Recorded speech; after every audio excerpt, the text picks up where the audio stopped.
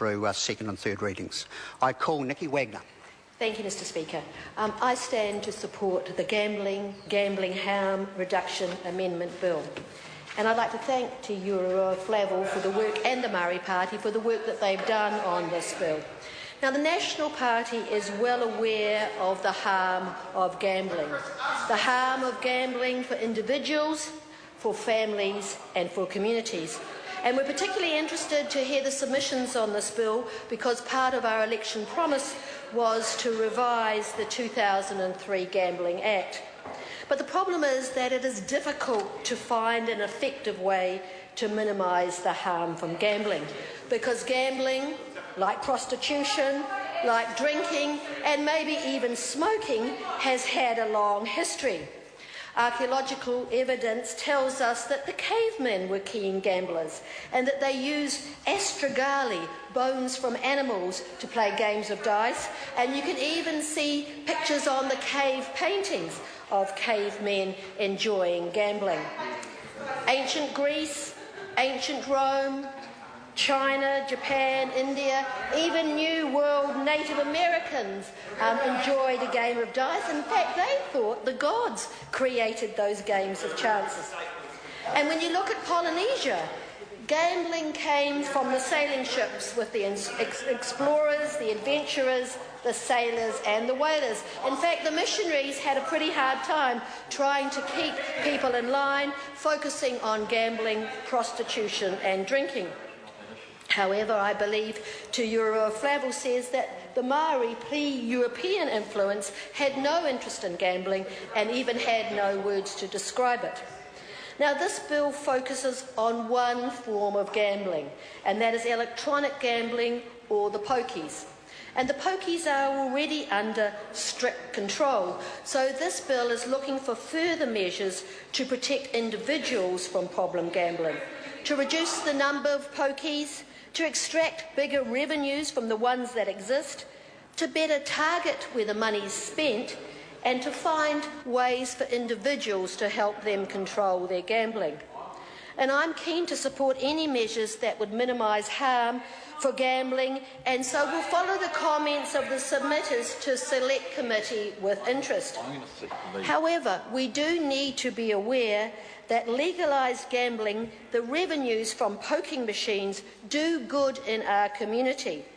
The money supports sports events, arts festivals, educational opportunities and many more community events and services. So we need to look to find solutions to the problem, but I would hate to see us throw the baby out with the bath and to end up with a lose-lose situations where communities lose the revenue from the pokies and the problem gamblers just end up spending on gambling somewhere else. Thank you. I've got 2 points. Well, I'll take first the Honourable Winston. Mr Speaker, look, with respect, this has always been a conscience issue for New Zealand First, and for now almost 2 decades, and we seek that this is a conscience vote on this occasion.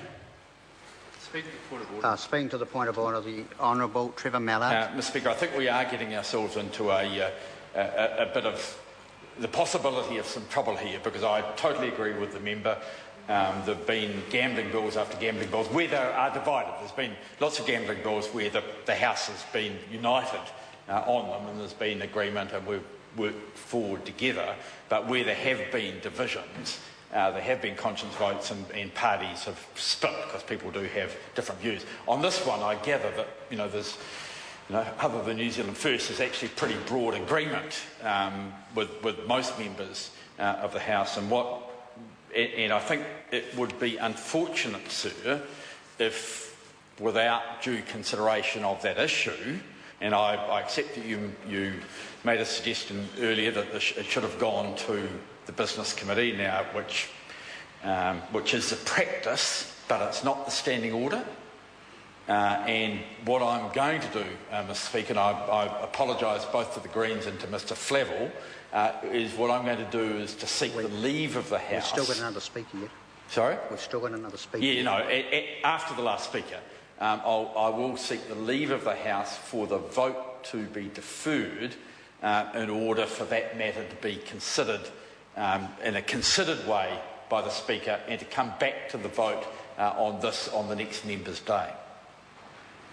So I'm just giving notice of the fact so that members know that that's what I'm going to do. Otherwise, we can, frankly, we end up with confidence issues in the way the House has been run. I thank the member for that, and we'll look at that question following the right of reply to your level. 5 minutes. Speaking to the point of order, if I could, Mr. Speaking to the point of order to your level. So, if I'm trying to pick up on Mr. Mallard's point, will we have an opportunity to discuss that question that he just raised after the closing of speech? Well, you have, just to finish the debate, you have 5 minutes in reply, and then my understanding is that the Honourable Trevor Mallard is going to seek leave for the vote to be postponed.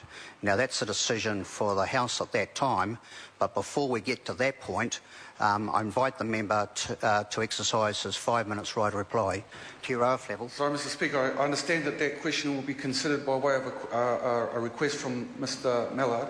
The question I'm asking is, will there be debate on that question at that time, or... No, I thought I made it clear. My understanding is that Mr. Mallard will seek leave for that purpose, so it's not debatable. Now, if the member wishes to exercise his right of reply, I call to your level. Thanks very much, Mr. Speaker. Kia ora tātou katoa, e wama.